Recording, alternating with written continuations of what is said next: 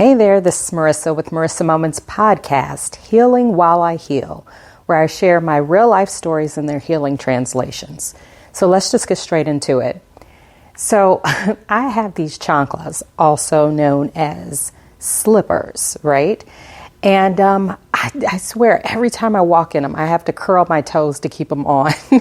They're full coverage slippers where, it put my whole foot in there and it wraps up behind and all that type of stuff.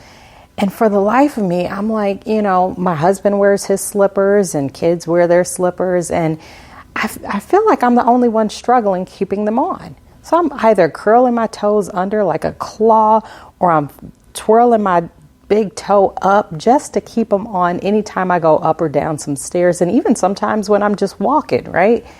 And so I had the conversation with my husband the other day, and mind you, this has been my life. This has been my reality for years and years, as long as I can recall, right? With the exception of like footies or something. But so I'm having the conversation with him, and he says, they're too big for you. I was like, what? He says, your slippers, they're too big. That's why you keep having to struggle to keep them on. And I mean, it was like the top of my head blew off, and not in a negative, like a angry way, but in a just mind blowing, like, what?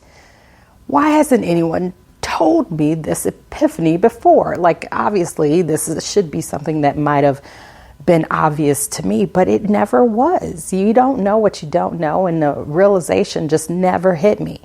So here I am all these years curling my toes, doing whatever I can just to keep my chanclas on. And that is a Spanish word for slipper. So you just learned a new word if you didn't already know it. Chancla. Got it? Chancla would be one shoe. Chanclas would be both of them or multiple. There you go. But let's get to the healing translation, shall we? So obviously, if we aren't aware of what we aren't aware of, right? First and foremost, so we can't beat ourselves up about it. I mean, I could get on myself about why didn't I know that, but what is that going to do, right? But the thing of it is that sometimes we create our own struggle. See, I'm out here purchasing shoes like I'm buying for my toddler self by the next size up because eventually I'll grow into it. But the truth is, I'm a grown ace woman, right? So at this point, my feet size aren't really going to change. I've already experienced pregnancies and all those types of things. So if anything, at this point, from my understanding, maybe my feet might even shrink a little bit as I get older. But maybe that's just my wishful thinking as well. But getting back to the subject at hand, listen, I'm out here monkey clawing it up, trying to keep these shoes on just because I'm scared to get something that actually fits me, because heaven forbid I waste an extra $1 on a pair of slippers that may not fit. And what's the worst that could happen in that scenario? Maybe I return them, maybe I exchange them, but instead I'm creating my own struggle over here and then becoming oblivious to it because that's how I basically grew up. That's how I did everything, right? And it's not to place blame or shame or on anyone who may have bought me stuff in the past or, the way that I was taught, because we all learn our habits from someone else, right? It's not something that we just kind of pluck from the sky.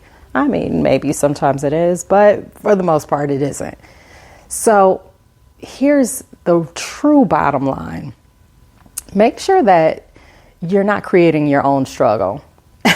Make sure that you're not doing things just based off of what you've known. Make sure that you are exploring. Oh, there's a new word. Exploring the realms of possibilities when it comes to your struggle. Or also maybe make sure that if you are in the middle of a struggle, you pause long enough to kind of really assess what's going on and figure out, maybe I'm just in something that's too big for me, or maybe I'm in something that's just too small for me. And I'm not referring to just clothing at this point, but hopefully you're picking that part up.